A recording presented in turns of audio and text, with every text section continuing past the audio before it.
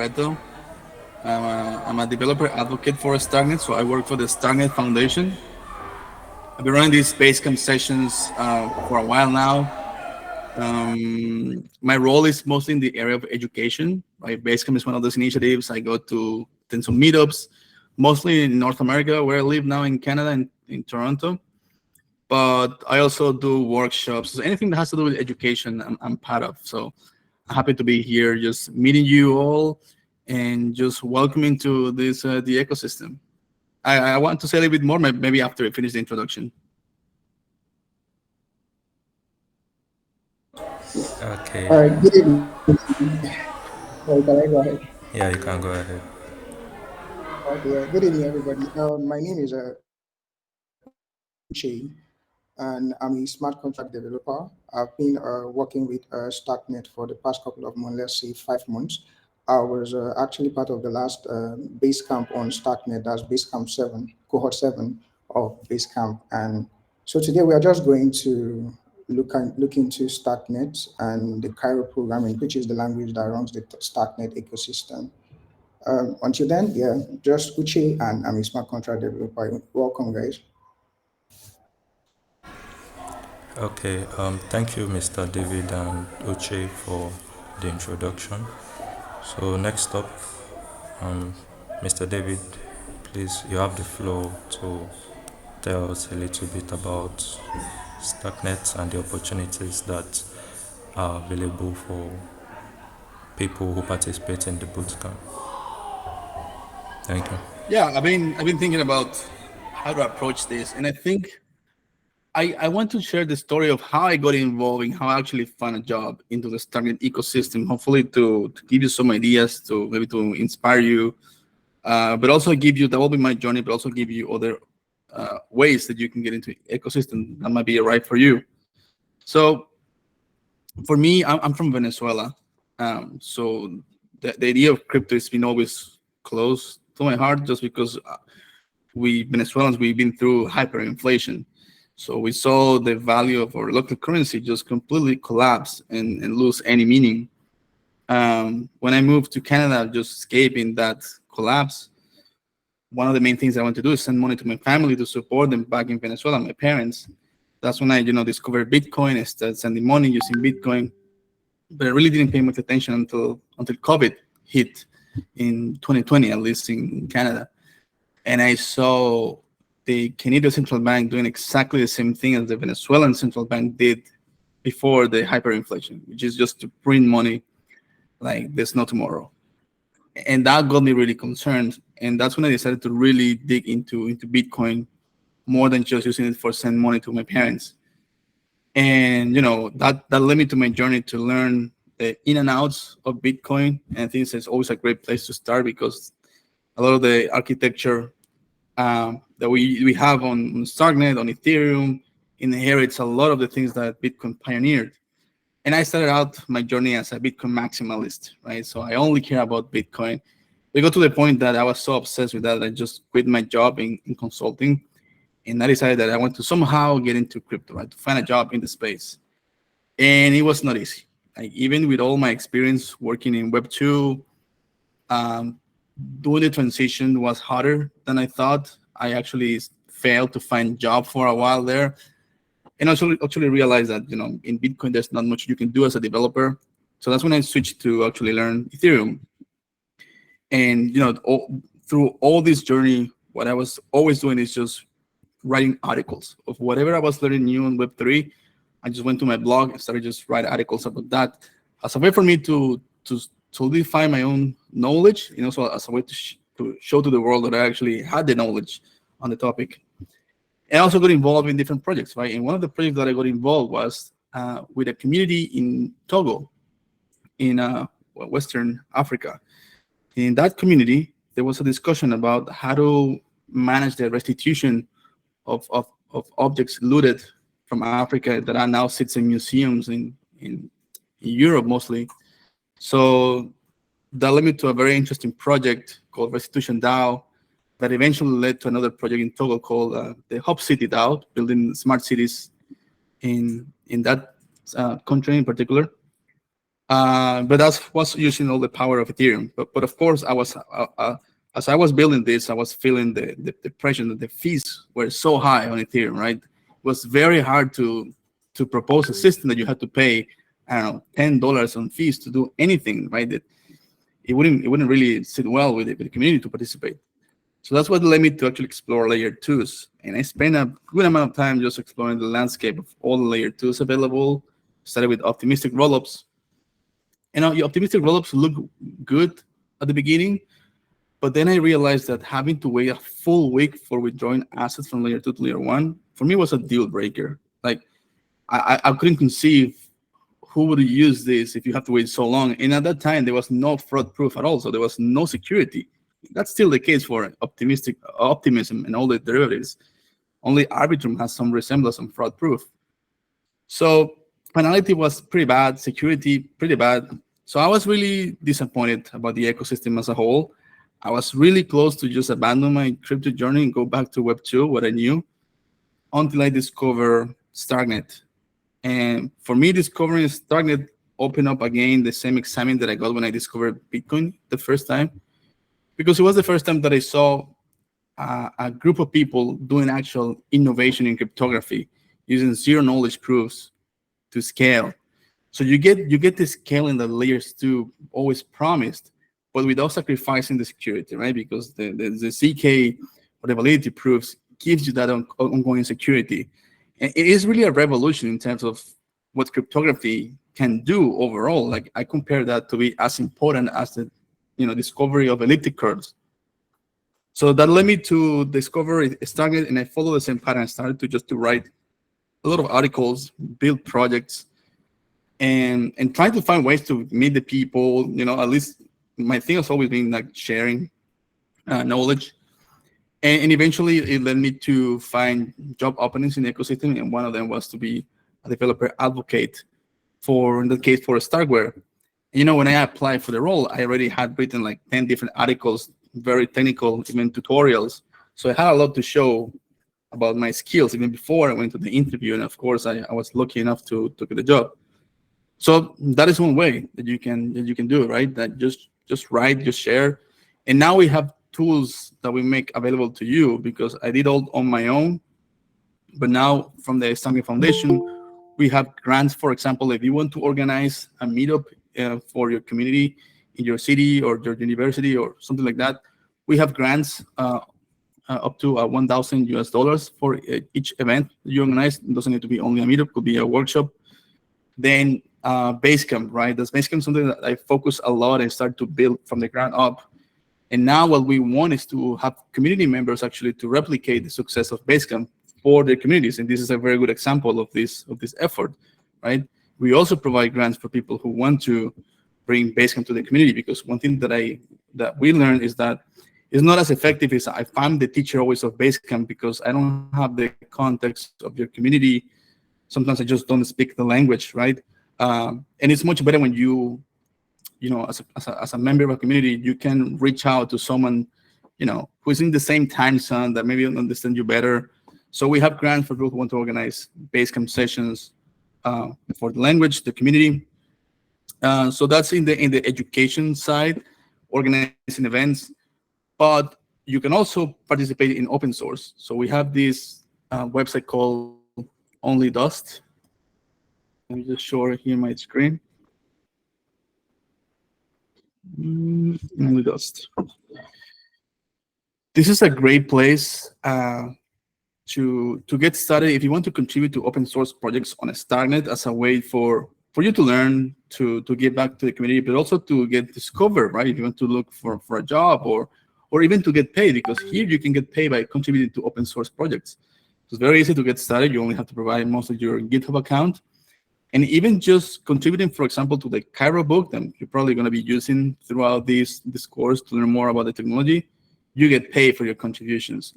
And I guess if you're looking to find a job as a developer, this is the best place to actually get started and showcase your skills while getting paid at the same time. So that's basically the path, right? So what I encourage you to do is just to start contributing in your area of expertise. If it's education, contribute with workshops, contribute with teaching, organizing meetups, organizing workshops. If it's just building, go to Only Those, contribute to open source projects, and also get involved in the community, right? In Twitter, find people to follow, start sharing your knowledge. There's a lot that we need to build. Starknet is an amazing ecosystem, but it still is not as popular as other layer twos, right? You oftentimes hear about Polygon and or optimistic rollups, but I feel like Starknet is still flying a lot under the radar, and there's a lot to be done, not only in the infrastructure, more especially on the app layer.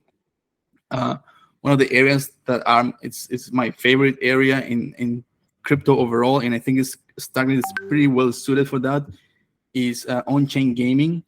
So I really encourage you to explore uh, Dojo. After you finish learning Basecamp and learn all the basics, Dojo is a great place to go next because it's built on top of the same technology using Cairo as well as a programming language, but allows you to create this idea of autonomous worlds, which is like the new iteration of Web3 games. And they're fantastic projects being built right now using the technology on Starknet. Um, so yeah, that's pretty much what I'm going to share with you guys to encourage you. After you learn all the basics, like you will be ready to start your journey on Starknet. Then you have different avenues to explore, and I'll give you my contact information. You can find me on Twitter, Dorado David. That's also my Telegram handle, so you can add me on Telegram as well. So if you're interested, for example, as I mentioned, organizing workshops, meetups, or maybe other Basecamps in the future, you can find me on Telegram, and we can find ways to support you. Besides this Dojo Engine website, what else I want to show you? Starknet ecosystem. So this other website, I'm gonna put the link here in the chat. This is where I actually found my job, actually. There's a section about jobs. So here you're gonna see all the different projects building Starknet, looking for developers or different roles. And I actually find the job of developer advocate right here. So another place to find it. If you're more of an entrepreneurial kind of person that you want to build your own thing, you have Hito Studios. And it was hard to find the link. There you go.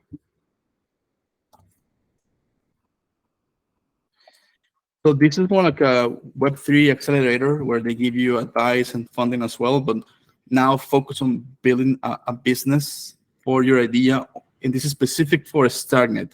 And this fund was started by Argent, which is like one of the two wallet providers on Starknet. Argent is known also outside of Starknet, also provides wallet for Ethereum. So this is a place to go if you want to actually get funding because you have a business idea to develop.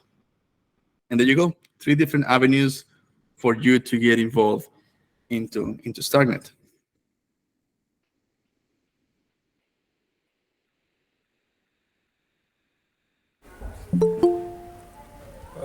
Oh, thank you so much, Mr. David, for showing us a whole lot of ways to make the most out of Starknet. I'm sure, like, the participants of this base camp have seen that once they learn Cairo, getting a job or looking for opportunities won't be a problem at all. So I'll also be sending those links you shared in the mail so that they can easily get access to it.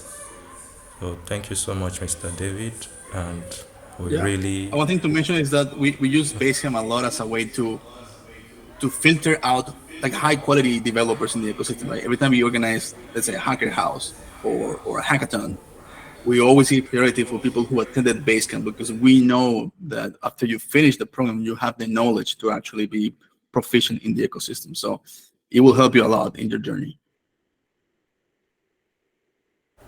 Okay, thank you, Mr. David.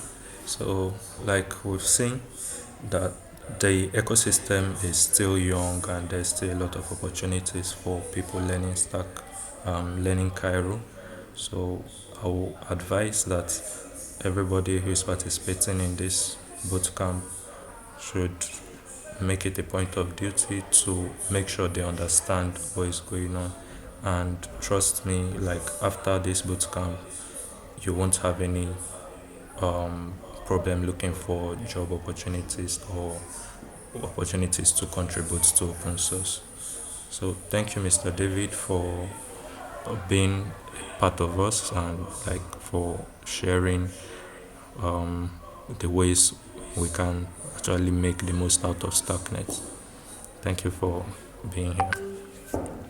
No, thank you guys for having me and for you for organizing this amazing initiative as well. I'll say a little bit if you don't mind, but then I'll leave you to it. Okay. Okay. Up next, I think Mr. Uche, please you can proceed.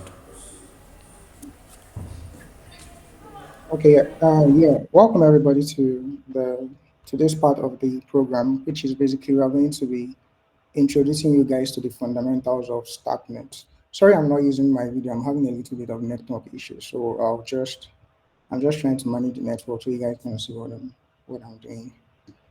I'm going to share my screen now.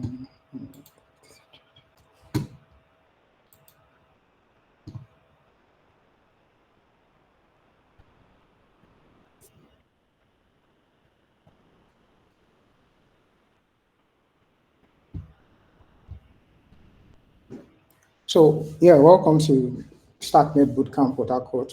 What we'll be looking at doing at the by the end of this program is to get a lot of programmers onboarded on the StackNet network. Like Mr. Nonso already said before, it's going to be a 2-day program, 2 hour sessions every day, and right, it's going to be. I'd want it to be more of an interactive section where if at any point you don't get what I'm talking about, you can always call me back or ask questions. And of course, I think some of the Discord channels are going to be sent to everyone to join just to follow up on activities on StackNet. I think there are also Telegram groups that we can join. I think Mr. Noso is going to be dropping those links later for everyone to get involved in the ecosystem. Yeah. So today's session, we are going to just basically look at the fundamentals and we're going to look at the Cairo programming language, just the basics. And I'll be dropping materials for people that want to dive in deeper into the ecosystem. So learning more about StackNet, learning more about Cairo. We're going to be dropping more links for you guys to like follow and then brush up your skills on them. The first question people would always ask is, what is StackNet? And there are a couple of companies, couple of names that are, interrelated when you talk about StackNet. So there's Stackware. Stackware is basically the company itself. It's a company that is based in Israel, and StackNet and StackX are basically products of this company. StackX is more like StackNet, but it's more of a permission system. So before you get on StackX, you have to like go through some documentations for them to approve you to get on that network. But beyond StackX, there's StackNet, which we are going to be talking about today, which is an open source where every developer can come and build different dApps, enjoy a system, write your programs, and get people to see what you're doing. So this is a permissionless open source system where the developers come in and build projects. And then we have the StackNet Foundation. That's where Mr. David Barreto is from. So basically, they make sure that boot camps like this are possible. People, developers around the world have access to such programs to build up their expertise on StackNet and the Cairo programming language. Basically, get involved in the StackNet ecosystem and how it operates.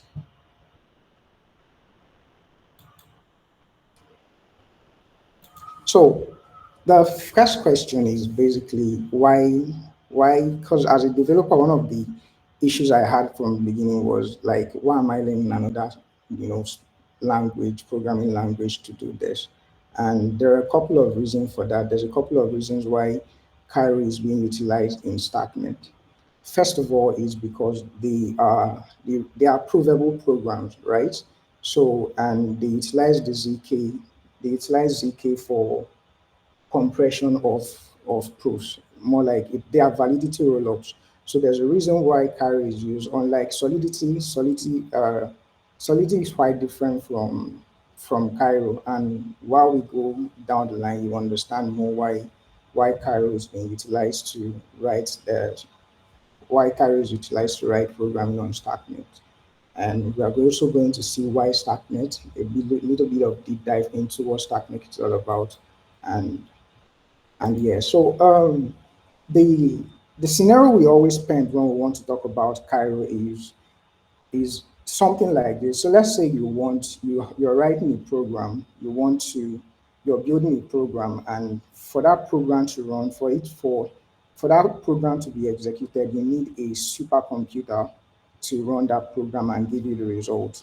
One of the things you want to be sure of is you want to be sure that giving that program to the computer to run, you want to be sure that what the computer is giving back to you as results tallies with what you gave in, right?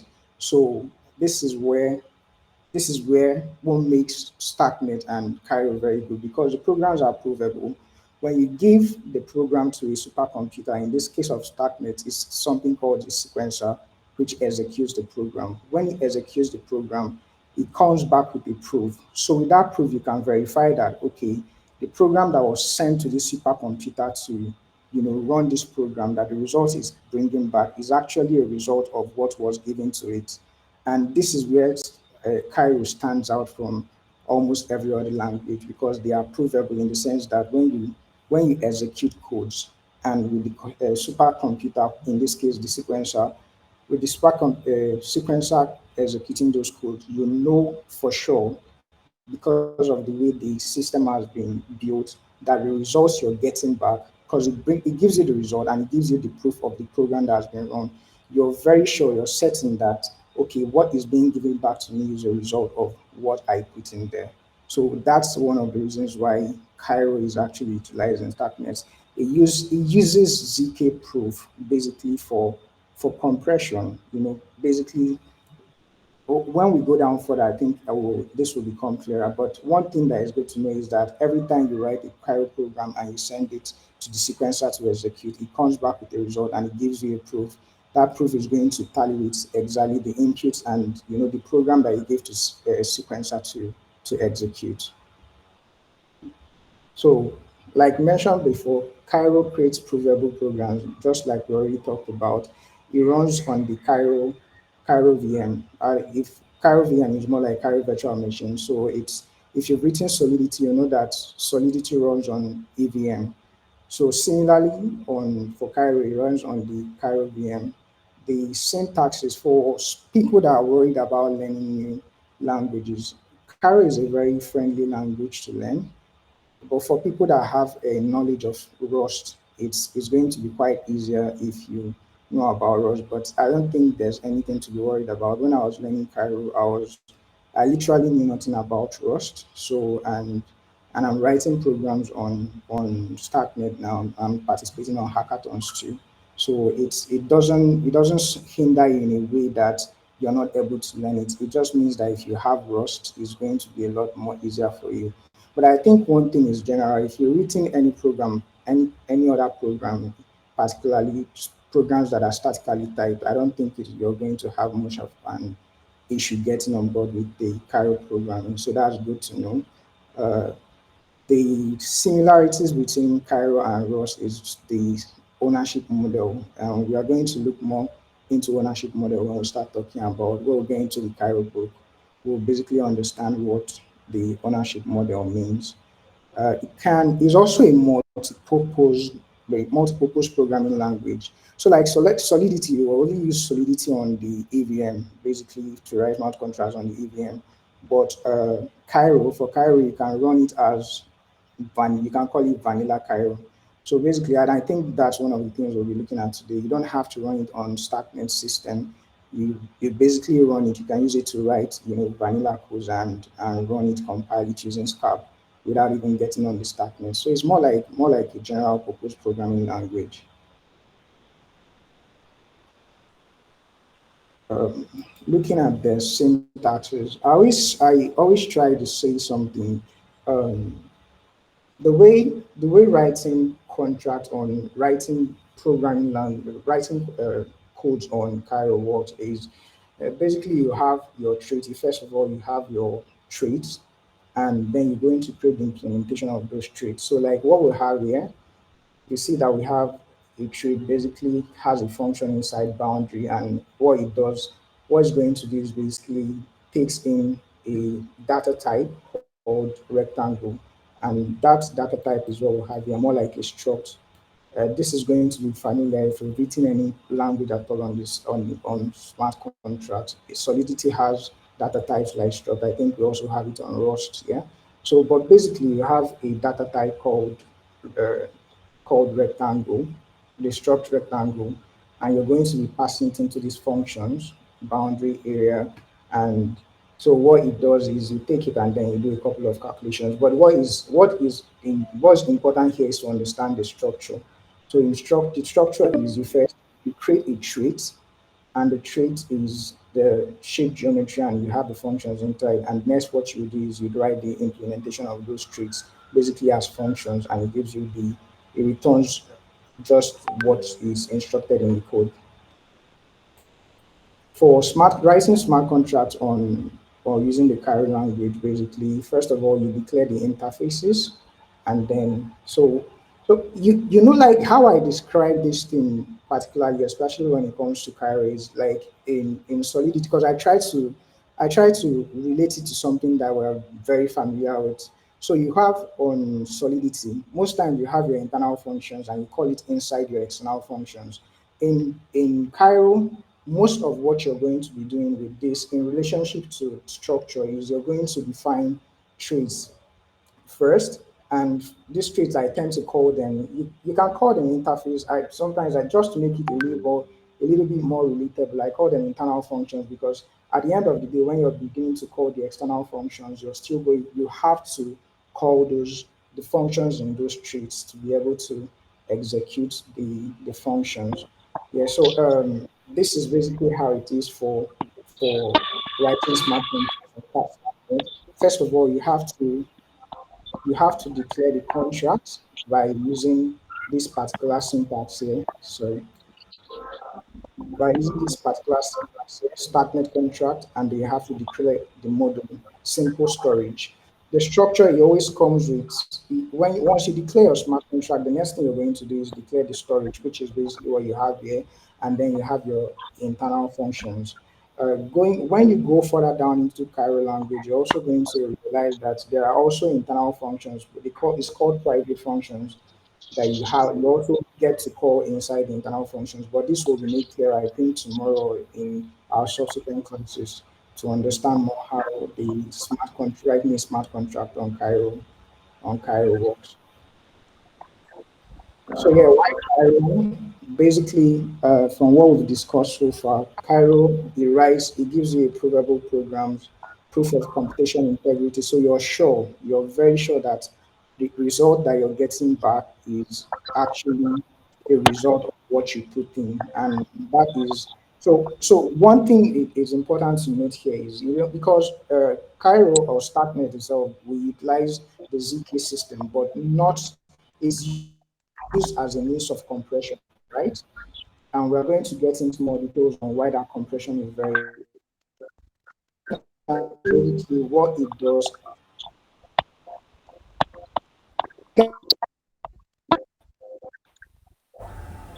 Yes, we can.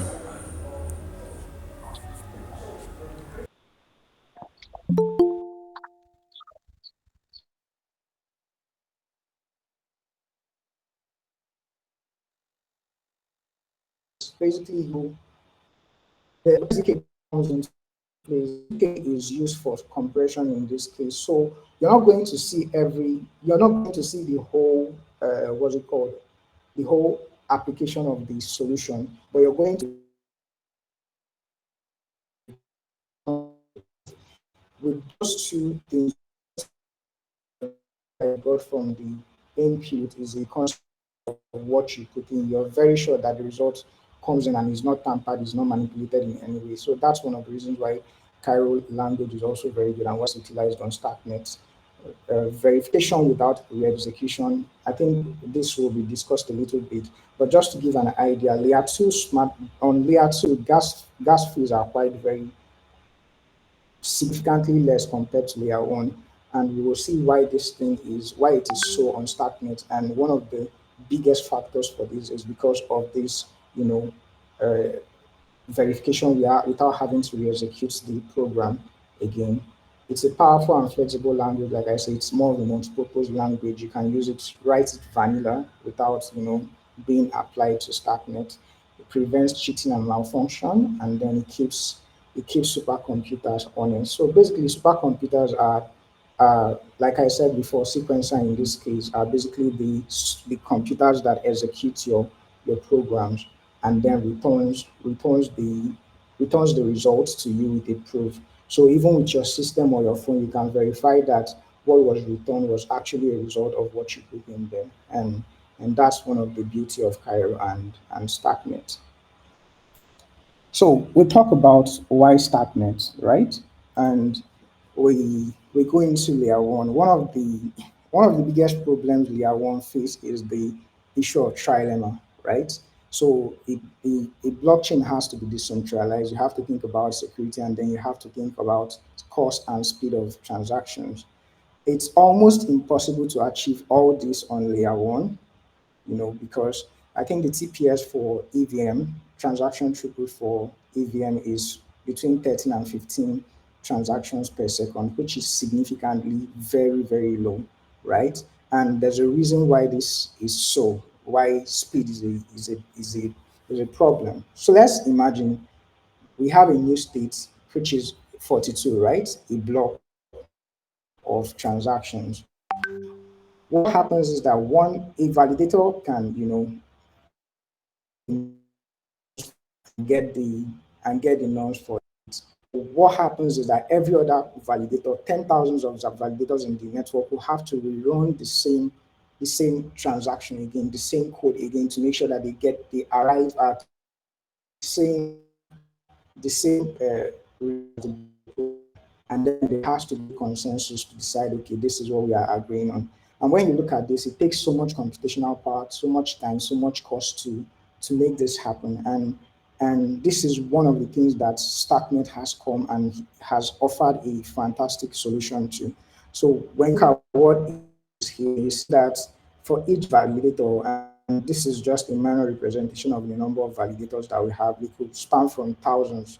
So you have one person doing this, and then you have every other node on the network running all this, drawing just this same transaction again to make sure that they come to a consensus. But what StackNet has done in this case is we have the supercomputer which executes the code, right? So here is the supercomputer. We are talking about the same state, 42. So it executes this transaction, but what it gives the validators on layer one now basically is a compressed form of the transaction, right? So it when you look at what we had here before, you see that these bars were filled. But when you look at here, what is given to the validators now are basically the result and a proof to say, okay, this was given to me, but you're not getting the whole package. You're not getting the whole argument in the function. You're just going to get you're going to get the proof of what was given. So with that, validators can run and confirm that, okay, actually what was the input is the result, gave this result. So that's the confirmation we were talking. If you remember when we talked about the supercomputer and Cairo being a provable language, because it comes back with a proof and a result. So proof basically tells you, okay, there was something that was put in, right? I don't know what it is, but with this proof, I can tell that whatever it was that was put in is what gave the result that I have now. And this is how Cairo solved the problem of, StackNet solved the problem of, uh, uh, scaling on layer two. So instead of running this whole block, it is miniaturized now, and you see that what they have to verify is just a minor fraction of what was input. So with this now, there's less load on validators and verifiers now. There's less load on them, which means less gas fees, and it means also less time to get this executed. So a good example of how much we are saving using the layer two, using running the programs on StackNet ecosystem is this. So let's imagine that the job the sequencer does is N, right?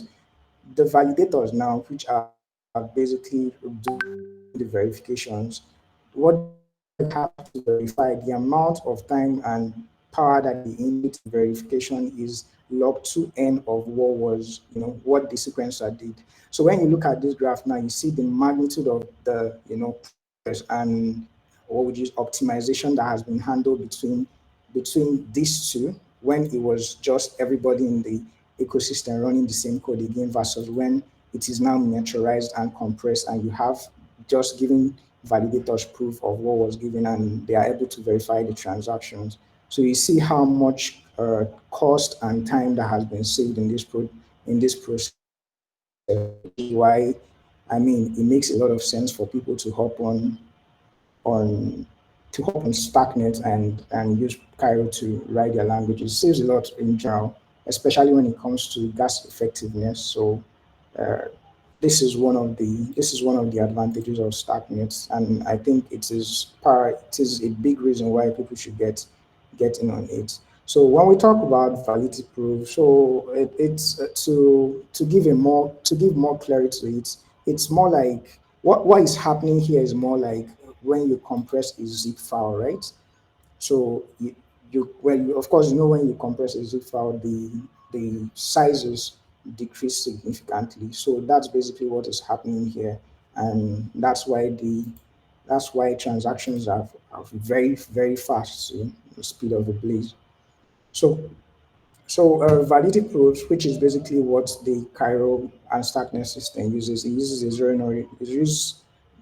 a use case of zero knowledge proofs used for compression and not for privacy, just like we pointed out. Yeah, use compress those transactions so that it can be processed faster and it costs less. If output of if output is a result of a program plus inputs. So basically, it just what we already discussed about. Output can be verified without inputs, which is where the compression happens and it gives you a proof after computation. So you don't have to worry about being tampered because your computer, your small computer, your cell phone, whatever it is that you're using, can always verify that those transactions are true just because of what was utilized, the zero knowledge proof that was utilized in the process. Um, so StackNet is based on stacks and not snacks, and I think we're going to be looking a lot more into stacks and snacks in our next class. And efficient proving and verification. I think this part lays claim to this efficient proving and verification. Yeah. So why stack, right? Oftentimes when people look at this, the first thing they take note of, well, Snack is 200 bytes, but the proof size for Stack is 400 kilobytes. And why that is true, when you look at the proof time, you see that the proving time is a lot more better than Snat. And of course, there's no trusted setup in Stack with in with relationship to snacks. And the reason why there's no trusted setup in Stack is because we trust that the supercomputer is going to carry out the work efficiently. Sorry, no. So the time is about, and do we have any plans to extend the timing? Send out maybe another email for people to join in with the link. Okay, an invite will be sent via mail. Yeah, Well, I yeah, think we should do that before the yeah, time. I'm on it. Okay, all right. Thank you very much. So Stacks does not use trusted setup. So that's also one other thing. With your computer, you can ascertain that what was brought back, the result that was given is actually what was put in. So that's also another, what would you call it? Another process that has been completely circumvented using the stack, which is why it's also very good and very fast. Then last of it all is it is quantum secure. So in case tomorrow there's a in the advent of quantum computers that come in and they can do a lot of things, snack is not what was it quantum resistant, but of course stack is. So these are all the reasons why stack is used in starknet. So Vitalik had four classifications for zk EVMs, and of course there's a couple of them that here you have the storage data structure, EVMs. Compatibility is high with the EVM. So basically, you're looking at compatibility with the EVM, right? So you have some, but they are slow. Like the one for data storage, that's the type 2. You have storage, hashes, and precompiled, which is talking about Kakarot, zk-sync, Scroll, Polygon, zk-EVM. So they are quite fast, but when you're looking at where the type for where StarkNet belongs, of course, we know that StarkNet uses Cairo and it runs on Cairo EVM.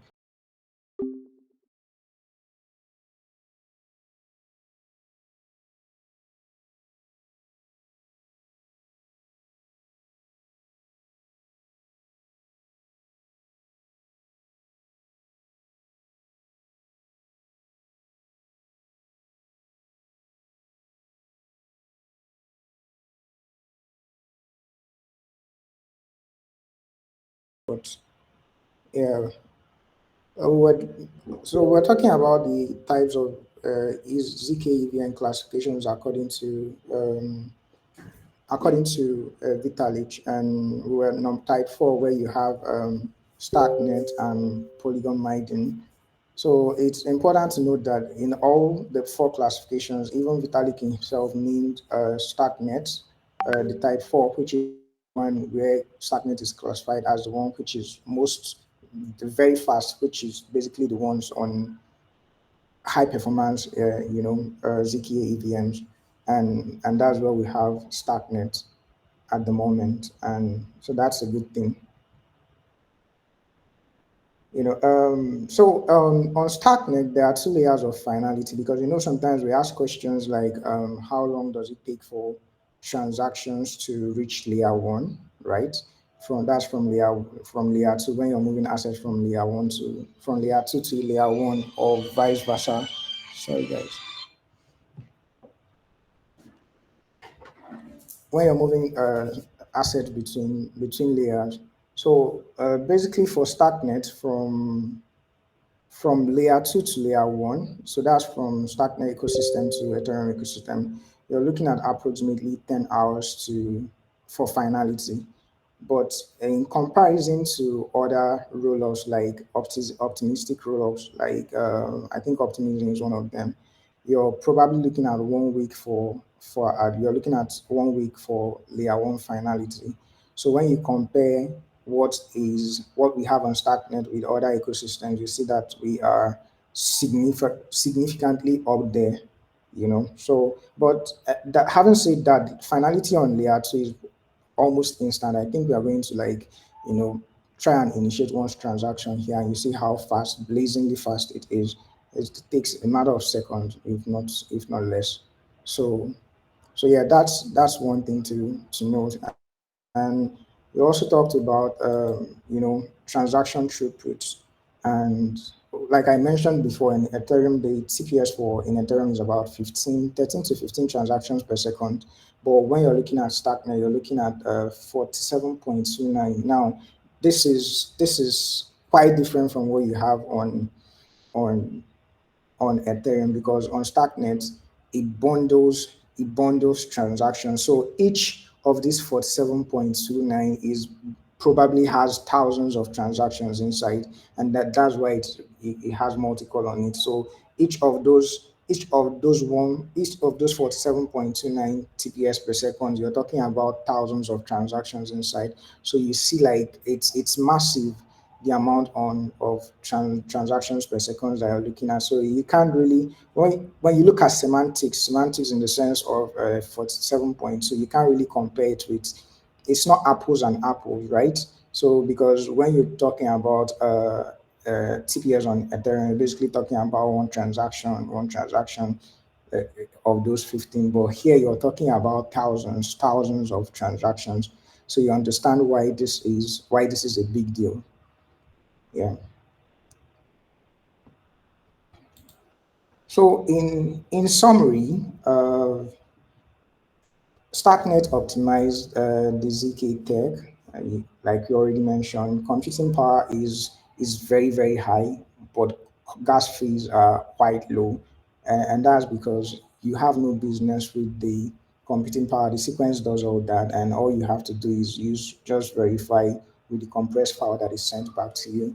Gas fees are quite low, very low. I can tell you, as someone who's been coding with Solidity and been battling in transaction costs, I can tell you very well that transaction cost on StarkNet is mind-blowingly low. So that's one aspect of it that is super important. A powerful programming language, which is secured on Ethereum layer one, right?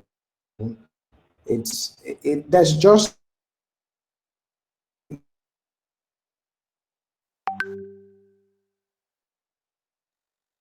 well, than what you have on layer one is a good thing. And plus, course, it's battle tested. The sequencer does a lot of work too, so you're very sure that even if there's any manipulation at any time, your computer is not going to accept it because it's been built in such a way that if there are any manipulations, it will easily be detected. But it's not going to happen.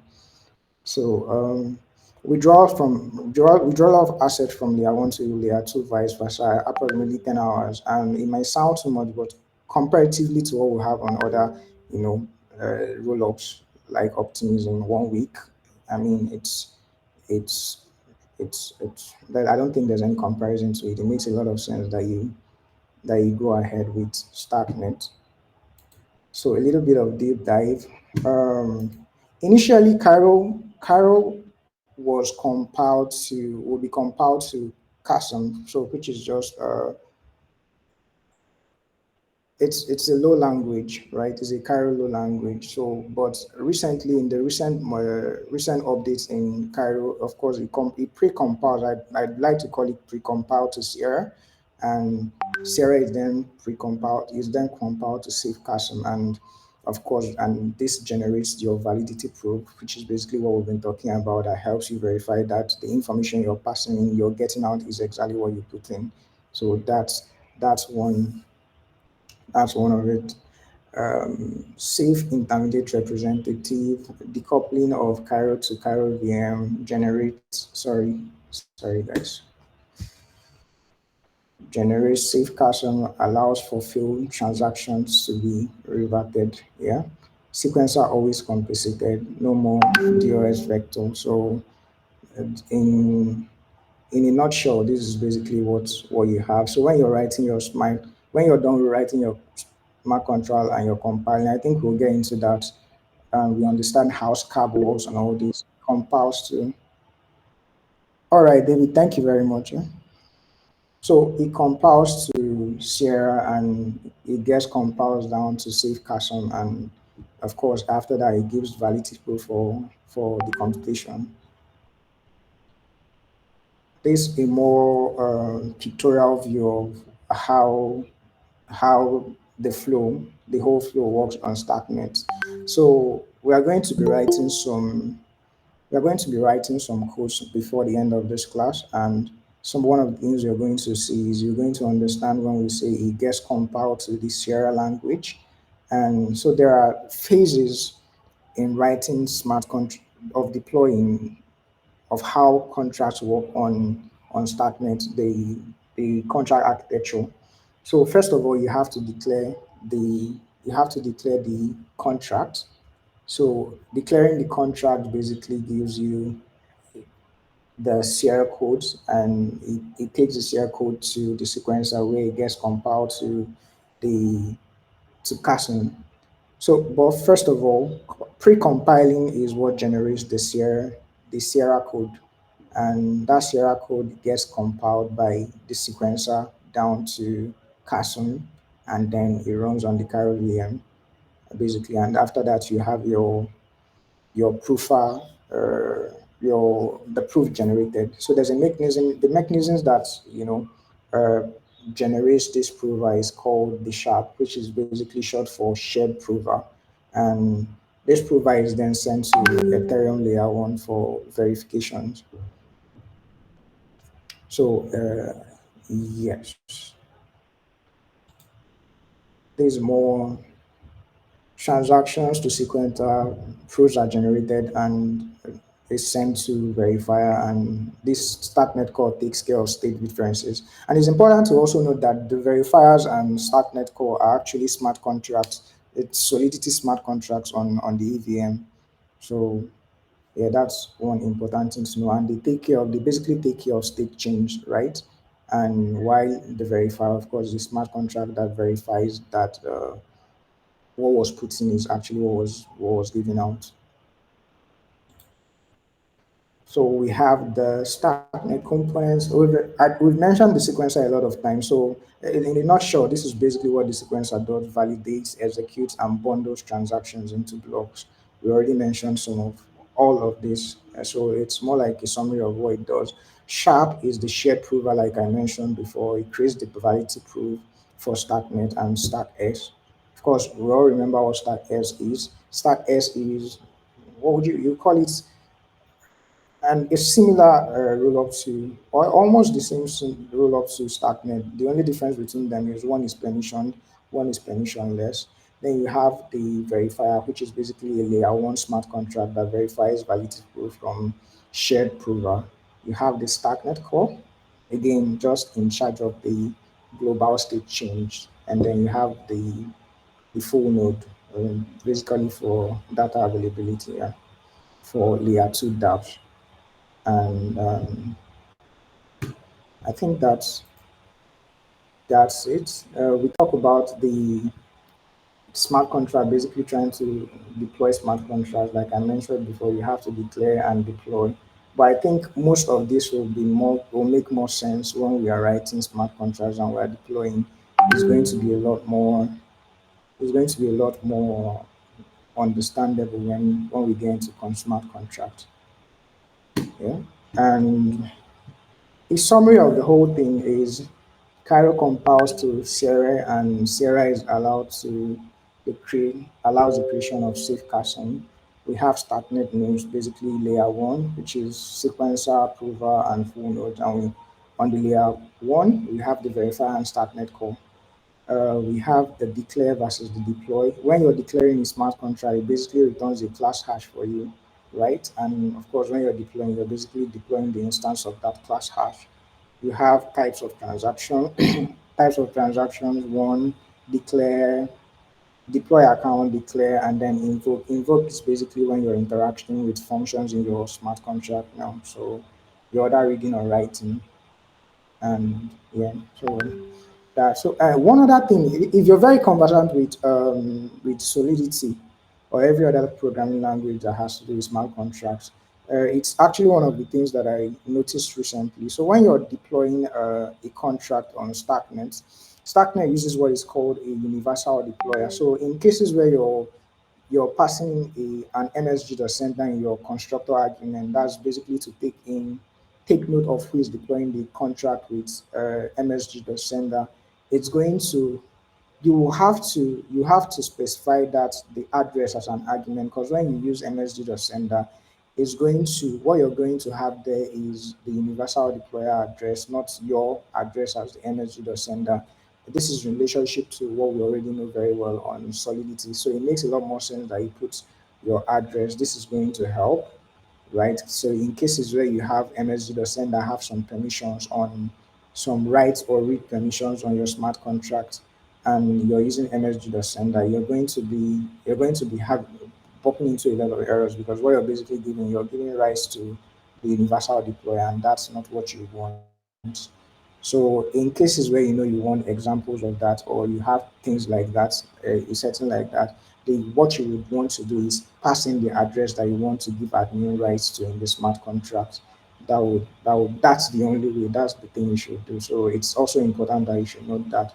I just thought I should mention it because it's one of the problems I encountered recently when I was deploying one of my smart contracts on StarkNet.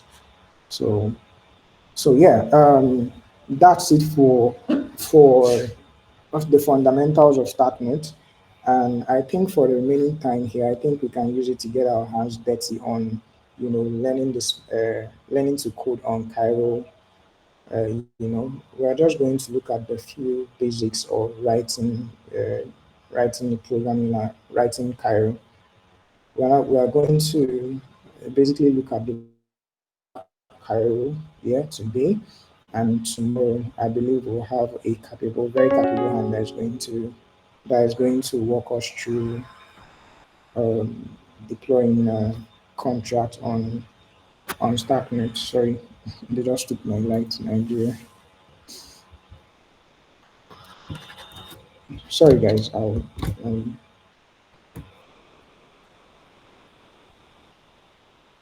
but anyway, do we have any questions like so far? Are there any questions so far on what we've done?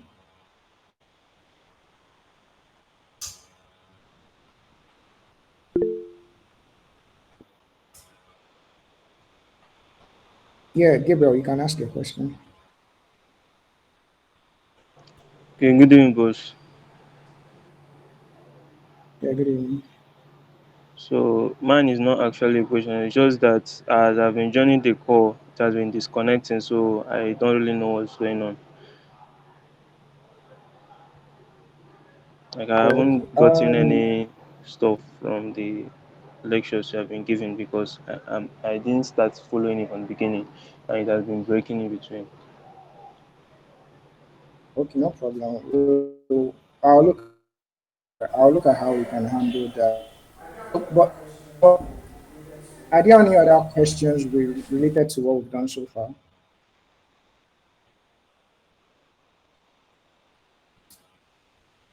Oh, okay. So Okay, Gabriel, back to you. Okay, yeah, sure. Ask if you have any. okay. So, Mr. Gabriel, the the session is being recorded and it will be uploaded on YouTube.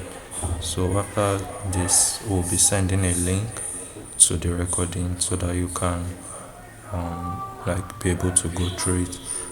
But basically, what we've just done is like an introduction to Stacknet, and we'll be going over to writing some Cairo code.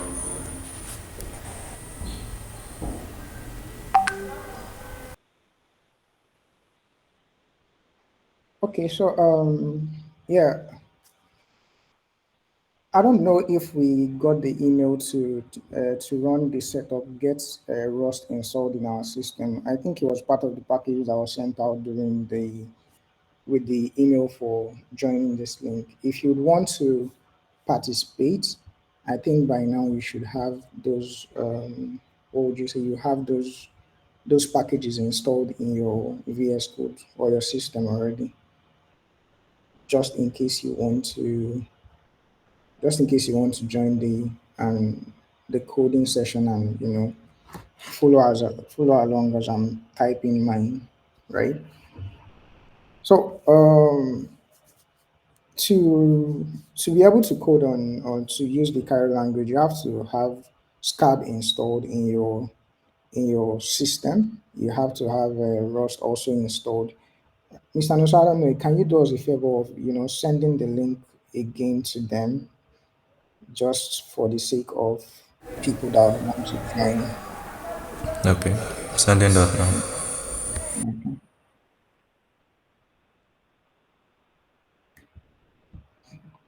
So I'll just create a new rep or a new file folder for this.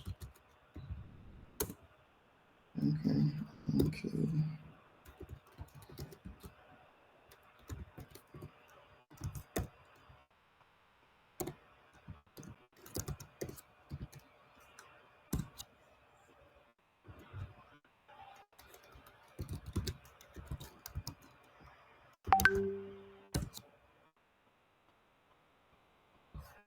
So can you guys see what I'm doing? Or do you want me to increase the size of my screen? Please increase the size of your screen. Thank you. Oh, okay. How about now? Is it okay now? Yes, I can see now. Thank you. Okay, all right. So basically, to start your Cairo language, to set up the environment for your Cairo language, all you have to do is do scab new, and then you type the name of the file that you want or the folder that you want. Here, I will just say ph bootcamp.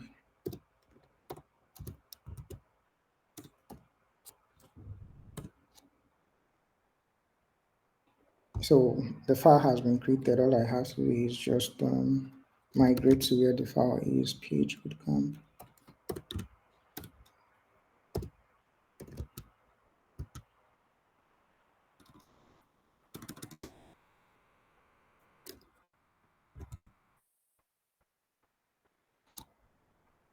Okay.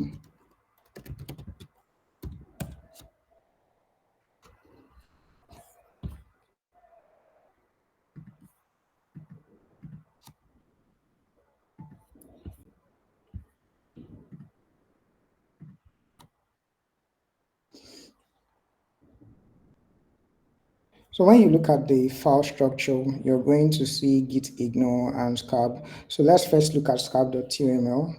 It basically just has the packages. So when you look here, you see PH Bootcamp, which is basically the name of folder that you're working on, right? And this other one is basically the version of scab that you're using. Version of Cairo language that you're using too. And here you're going to have your dependencies, but these are all going to come in when you start writing your Stacknet smart contracts. That will be tomorrow. We are going to highlight more on things to put here, what you're going to have as your dependencies. But today we are just dealing with Cairo, vanilla Cairo. Under your source file, you're going to have your lib.cairo. I know there are documents here right now, but what you want to do is create a document for yourself, a file for yourself. So what do I call this file? We can just call it bootcamp bootcamp.cairo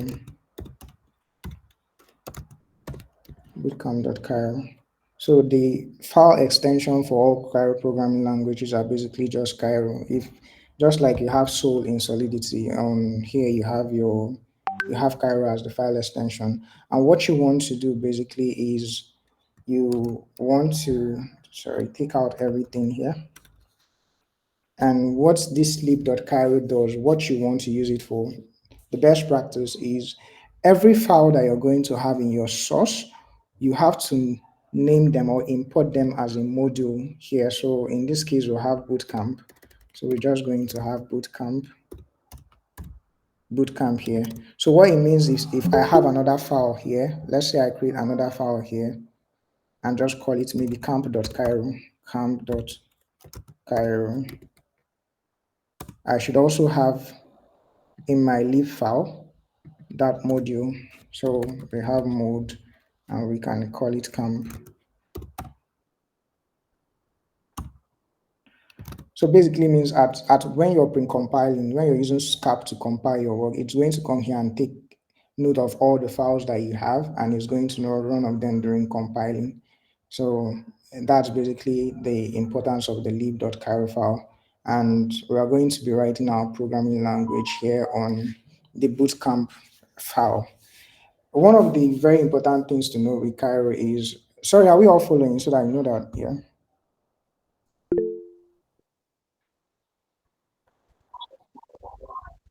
Yeah, Gabriel, you have a question. You can go ahead.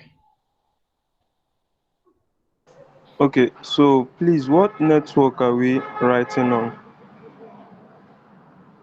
Sorry, what do you mean by what network are you writing? Like, in Solidity, we develop smart contracts for the Ethereum network. So Yeah. for Cairo, what network do we develop for? Oh, okay, yeah. So you're developing for Stacknet network. Is that clear? Yes. Okay. So just I think some of what has been some of the links in our chats, it's important that you click on them and bookmark them. Scab is basically going to direct you on the installations that you have to do before you start writing the Cairo language, right? So it's important that you have uh, all these links, what would you say, bookmarked. Well, I'll try as much as possible to see whether I can do one or two exercises on Stackly before we end this session today. So, but it's important that we have all of these links that's been sent to us bookmark, because it's going to be very, very essential in your development or journey as a career developer. So we'll just go back to our VS Code. So one thing it's very important to note when you're writing a Cairo language, it has a single point of entry. So what do I mean by single point of entry? You can have multiple functions. You can declare multiple functions on your on your file, but they all have to pass in through one. They all have one entry. So what I mean by that is, first of all, every Cairo language, every Cairo programming has what is called the main function, which is written in this. Well, sure, sorry.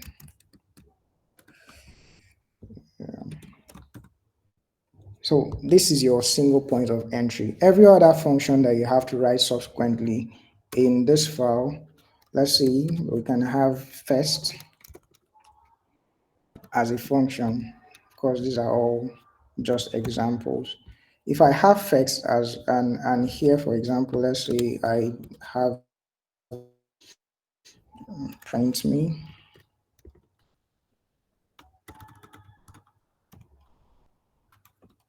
So I'm just trying to print a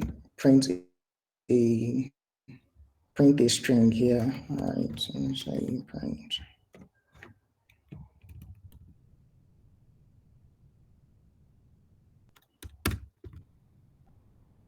We have to print in carry, you have to import the module. So we're just going to say use debug. Also, please, can you also drop the link to Cairo book to everyone, because that's also going to be essential. I think that's your Bible, your Cairo Bible.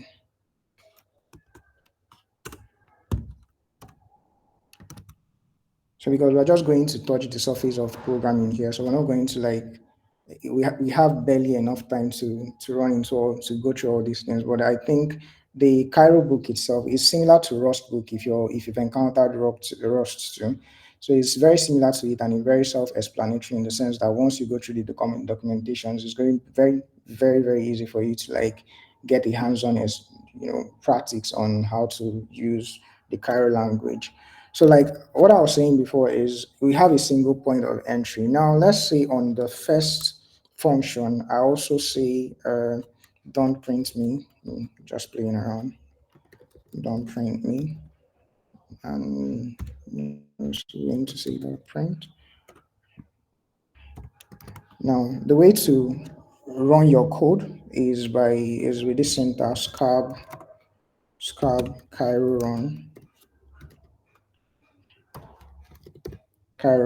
So when I run this code, what it's basically going to do is going to first of all go into the lib.cairo file, make sure it gets all the modules that I already have there. And in this case, we have camp and we have the bootcamp.cairo files. So what is going to go into them, get those files, and then run those files and return whatever it is that the functions in those files say. In this case, when we click on run now, sorry, I think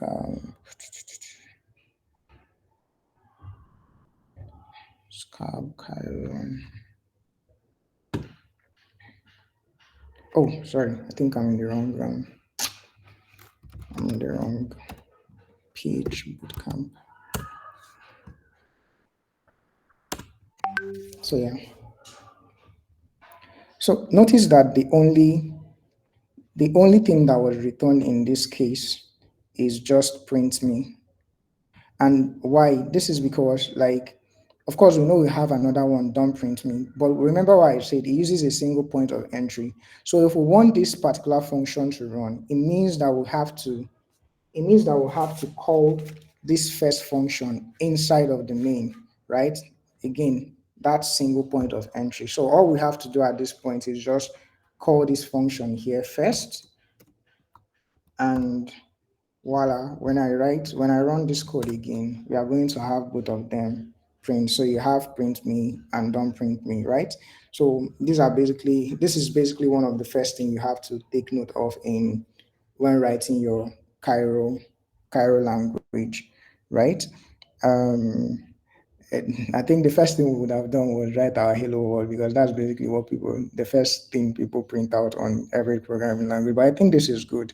We can also go in and we talk about variables, how to declare variables in Cairo. So I'm just going to create another function just so that we don't have multiple files. I'm just going to create another function and call it variables, right?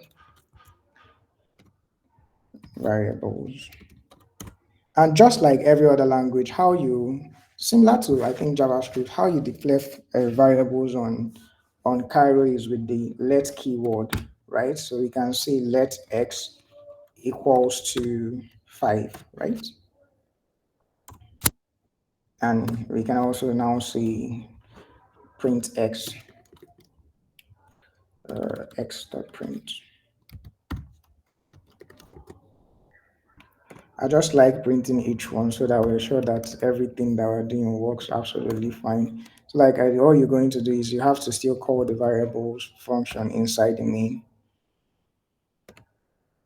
Mm, And once you have this done and we run, of course, it's returning 5. These are hex values. So yeah, but you get the whole idea. And so what the one thing you have to also note in Cairo is that um, variables are immutable. Every single variable that you declare is immutable. So which means that you cannot change the value of variables just by calling let just by using the let keyword. So if you'd want to change the value of x, there are certain things. There's a keyword that you have to include. But just for us to understand that, okay, we cannot actually redeclare x in Cairo just like that. I can now say x is equals to 4. Okay, so you see there's an error. It's highlighting that we have an error here. So when you look at the error function, you see cannot assign to an immutable variable. So that's the whole idea when we talk about that Cairo variables are by default immutable. So when you want to make a function mutable, that's if you would like to change the function, if you want to change the value of a variable at any point in your code, all you have to do is just use the mute keyword. Now you see the variable, the error that we had before has cleared. It's because using the mute keyword basically tells the Cairo language that okay, we are going to make this variable mutable. So at any point in time, we can always like change the values of this particular code. Take note of what we have. We had 5 here, and if I run this code again, just because we've changed the variable, we're going to have here 4, right? So that's also one thing to note. There are also other variable types. One which is the constant. You can also declare a variable using the const keyword. I think most of us that are used to JavaScript, TypeScript, this shouldn't be new to us. When you say the const keyword to oh yeah, when you're using the const keyword to declare a variable. And when you're using the const keyword, the variable name has to all be in cap case. So I can't say name equals to G. Now in a bit I'll tell you why we are having this error, because we're going to deal with it in our next session. But basically, um, another way to declare another way to redeclare a variable instead of using the mute keyword is, so when we take out mute now, we find out that our error returns, right? But if we don't want to use the mute keyword, and we want this to also use x as the variable and change the value, we can redeclare it by using the let keyword again. So now we are using x, let x equals to 4. This is regarded as shadowing in Cairo language. So yeah, basically what you're doing is you're declaring this variable. So the two ways where you can, reassign values to a variable in Cairo is by shadowing or by using the mute keyword. Mute keyword signifying mutable, and let keyword just meaning you're redeclaring that variable, or in this case, shadowing the variable, right? So these are the two things to take note in Cairo, which will lead us to the next part, which is basically talking about data types. So if I remove the comment this out now, you're going to see that the const keyword is throwing an error. And that's because it says unexpected to unexpected, a column followed by a type. So in for you to declare a constant variable in Cairo, you must also indicate the data type. And in Cairo language, the few language types that we have, basically we have the integers, we have the felt 252. So the unsigned integers are basically U8, U16, U32. You have U64, U128. But I think the best thing for us to do is, while we are trying to like wrap this up, I think the best thing to do would be to go to sorry guys, go to the Cairo book. I'm just going to open it up so that we can all see. Um, yeah, so sorry, can we all see my screen?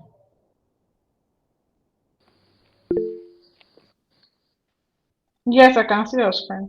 Oh, okay, yeah. So when you come here, you see variable data types, and basically it's all going to be talking about the different data types that we have on Cairo. So the U8, the U16, all down to U256, and the U size too. We also have the felt, which is basically for most of the time primarily used for strings.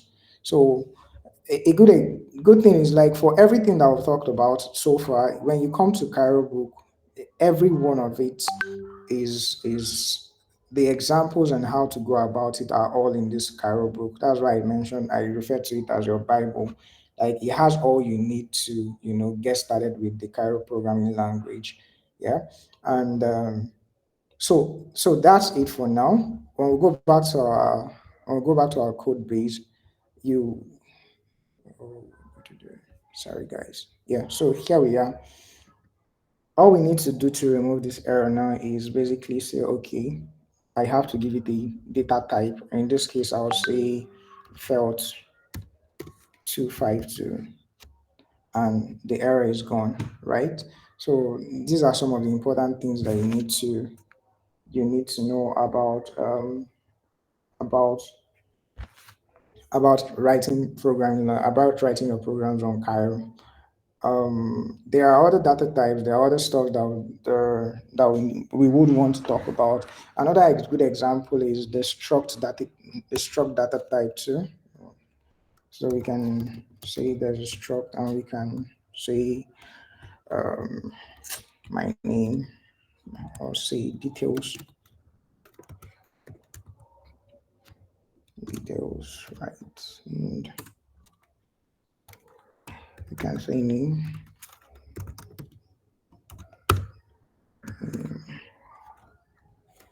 out 252, age, year 8. Of course. So one of the things you have to also take note when declaring struct data types. Let's look at the Cairo book, for example. Where do we have your structs? Okay, yeah.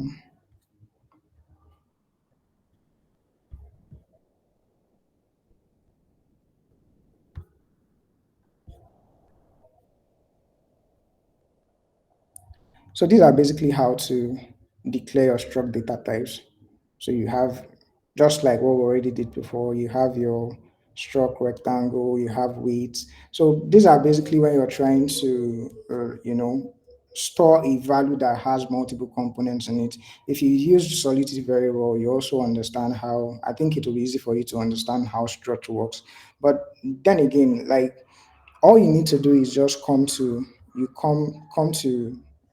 the Cairo book, and these things are all well documented here, and it make things a lot more clearer to you. All you just have to do is follow the guidelines very well, and it's quite clear. Like I said before, I think I started learning Cairo back in June, right? Back in June, and see how far we see how far we've come, right? So these are very, very, user friendly program. It's a very user friendly language to learn, right? And so, like, I promised us that I was going to touch a little bit of Stackling. So Stackling will be one of the things that will aid you very well in your journey in learning Cairo language, and we'll understand why. Let me show you something. Let me show us something. Yeah. So, sorry, Miss Nan, so did you drop this link for everyone too? I think you did, yeah.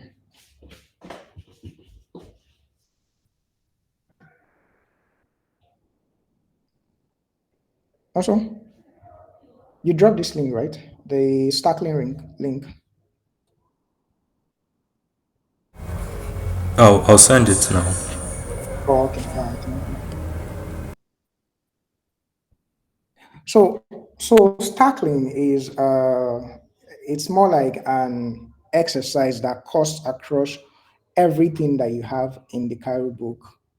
So what do I mean is, for every example that I have here, the variables, the data types, the functions, in Stackling, you're going to have an example of it, an exercise in it that you're going to, try out, and it's going to help you, it's going to give you more competence in, learning Cairo. So it exposes you to the different problems that you can encounter, and basically how to start writing Cairo very well and identifying issues with regards to error and all that. So we have about 15 minutes more to go. So I'll try as much as possible to rush through this, right? So to get started on Stacklings, so you want to clone this, you want to clone this repo. So remember, basically when you're cloning a repo, you're just copying this and then you're git cloning it. So once you git clone it, you're going to run this command on your command line interface. So when you run this, it's going to, yeah, give you something like this when you're done running it. And then you're going to run the cargo run bin stackling watch. So basically what this does for you is that it's going to open up the live exercise on your VS code for you to start solving those solutions. uh, Running this is going to take a while, right? Because it's going to take a, depending on your network. And I had a friend that ran this for 10 minutes. I'm sure he's on this. So, but yeah, it depending on your network, this will take a little bit of time. Hopefully, not like 30 minutes, like my friend that worked on his own. So, once you run this and you run the watch command, what you're going to have is, I think I already opened that.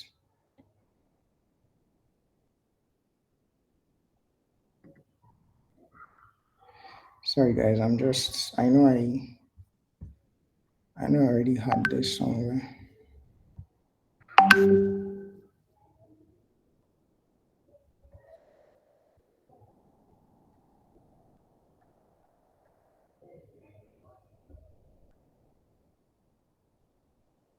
Okay, I think I know where this is. It's PH Bootcamp.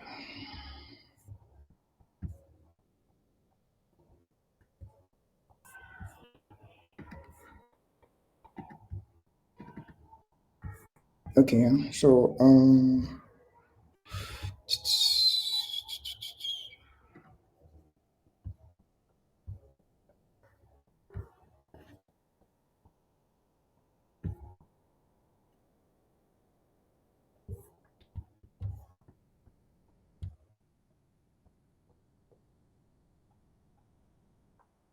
Sorry, guys, this is taking a bit time to.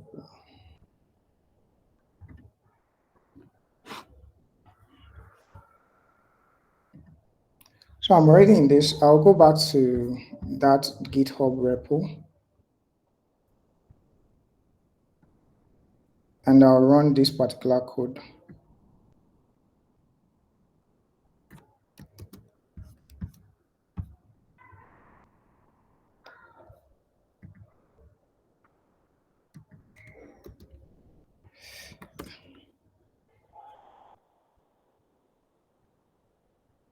Yeah, so this is basically what you're going to have when you follow the instructions on that code. And what you notice is it's going to here you're going to have all the exercises of every topic on your Cairo book. So, for example, the first place is indicating to us here is the Cairo intro one, right? And I think this just entails the instruction, right? So when you read through this, you're basically going to find out it's basically just talking about how you're going to, interact with this repo that has been cloned. So for every exercise that you do, what you want to do is you want to remove I'm not done. So once you remove I'm not done and click on save, it's going to take you to the next exercise that you're going to run, right? So and we read through this. Welcome to Starkling Cairo. This exercise doesn't do anything yet, but it still compiles. Cairo file getting run.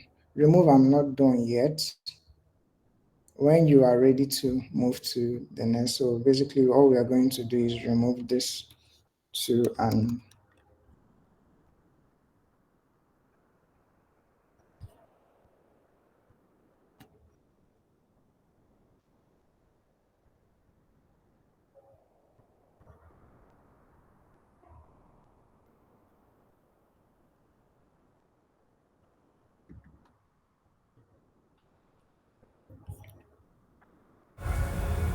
Okay, I think he's saying we can move to exercise 2. okay. So on exercise two, this function is not going to run. Basically, of course, for you to run any file on Cairo, we have to introduce our main function. So all we have to do to make this run is just create our main function, and yeah, this should work. And we all we need to do now is remove I am done. When you remove I'm done, and it takes us to number three. So on number three, we're looking at variables. So this is the next folder we're going to be looking at variables, variable one. So yeah, this is what we want to look at. Now remember when we were looking at our Cairo programming, when we were coding on Cairo earlier, we encountered problem like this. So identifier left hand side of assignment.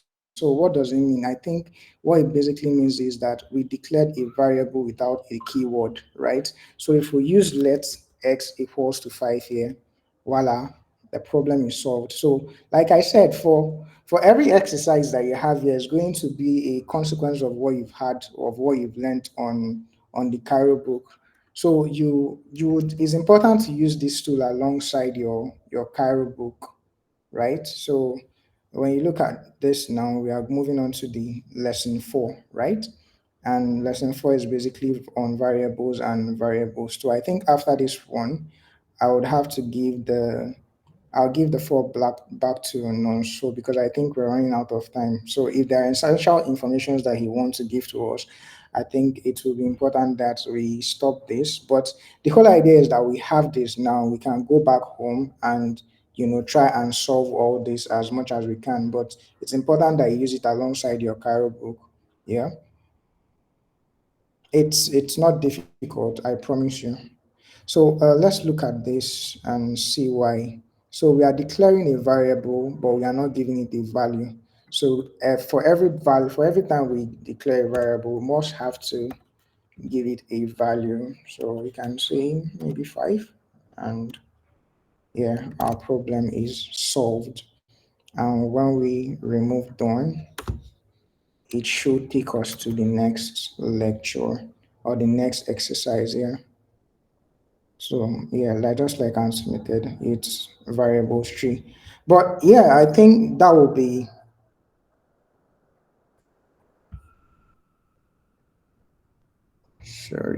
sorry guys. Okay, that should be it with respect to Cairo today. I'm only stopping so that we can have some time to get necessary information from Nonso and maybe Kala too if they are still here. So yeah, Nonso, I yield the floor back to you. Thank you, Mr. Uche, for that wonderful session. I hope everybody was able to learn something, like learning about the fundamentals of Cairo and also how to write a basic Cairo program. Okay, and also like about the opportunities that are available for anybody that knows how to write Cairo from the talk by Mr. David. So I hope we're able to learn something. And we can see we're not able to do much of the stack lanes exercise. So I think we can take that as a homework. Basically, the homework will be to do the stack lanes exercise and basically just send a link to the GitHub. Like after doing the exercise, you can push it to GitHub and then send a link as a reply to the mail. I'll be sending out a mail containing the assignment and also a link to the stackline exercise. It has already been dropped in the message, but I'll send it as a mail. So, okay. Does anybody have any questions or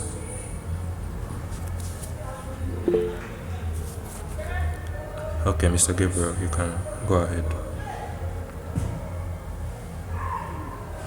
Yeah, thank you for giving me the opportunity to ask question. So my question is just that I just need to know the trade-offs of these two languages, this Solidity and Cairo, because I'm still starting out in Solidity programming and I'm learning Cairo. So what are the basic information that I need to know about the two languages? Okay. Well, Solidity, as we know, is a language for writing smart contracts that are EVM compatible. So, when you write a smart contract with Solidity, you can deploy it to any EVM chain. Or the thing now is that like the Solidity contract is not provable, but with Cairo you can write provable code and deploy them to Stacknet. Basically, when you deploy your contract to Stacknet, it can still communicate with the layer ones. Sorry to cut you short. Your Okay. voice is breaking. My voice is breaking. Maybe it's your network, but I can hear him clearly. Mr. Gabriel, are you still there? Breaking. Oh, but basically what Yeah, I'm still there. I see the voice is breaking. okay. Is any other person like having that same issue?